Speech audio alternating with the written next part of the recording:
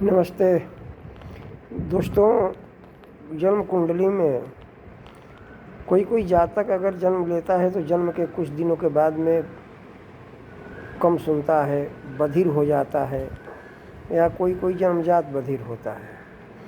तो ये कारण क्या है? जन्म के कुछ दिनों तक सुनने के बाद में फिर वो बहरा हो जाता है। तो कर्ण दोष हम बधिर योग का अभी आपको वर्णन कर रहे हैं। इसमें है कि सपत्न पे चंद्र सूते कुंभस्ते मार्तंड पौत्रेण चतुर्थ दृष्टिया विलोकिते देश्य गृह स्थिते वा शनिछीते वा बधिरत्व योग। शुभ होरा प्रकाश में पृष्ठ संख्या 429 है और श्लोक संख्या 70 है। उसमें बताया गया है कि चतुर्थ स्थान में खष्टेश बुध स्थित हो तथा शनि शत्रु होकर उस बुध को देखता हो तो जातक बधिर होता है। इस योग को पंचधा मैत्रीय चक्र से शनि को शत्रु समझना चाहिए। दूसरा है कि इसी प्रकार छठे स्थान में खष्टेश बुध हो और शनि उसे देखता हो तो जातक बधिर होता है।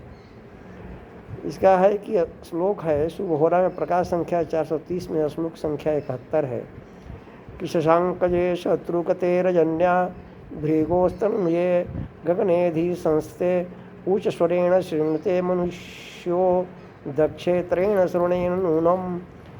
जातक यदि जन्म जातक का रात्रि में हो तथा जन्मांग में शुक्र दशम भाव में और बुध छठे भाव में स्थित हो तो जातक जो होता है ऊंचा सुनने वाला, बाएं कान से बधिर होता है, जोर से बोलने पर वो सुनता है।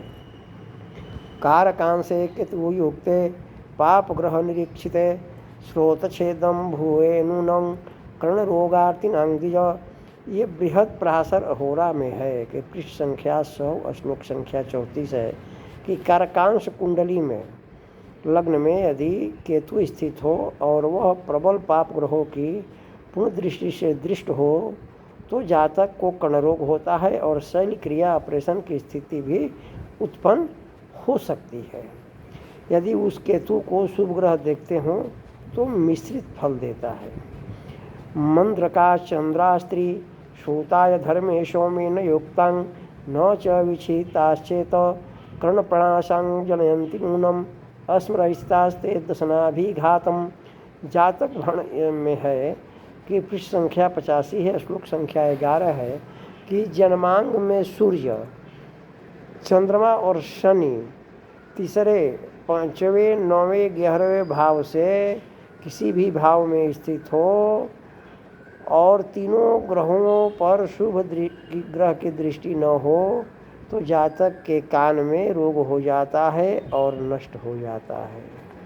यदि सूर्य, चंद्रमा, शनि सप्तम भाव में स्थित हो और शुभ ग्रहों की दृष्टि से वंचित हो तो जातक के दांत भी नष्ट हो जाते हैं। ये है कर्ण दोष बधिर योग का कुंडली में कैसे उत्पत्ति होता है मनुष्य के जीवन में। ये वर्णन इस तरह से ग्रहों को अवलोकन करके बताया जाता है।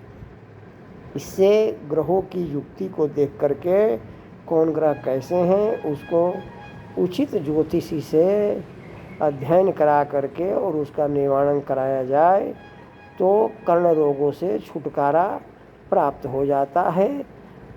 दवा और दुआ दोनों ही करना चाहिए। जय माता जी।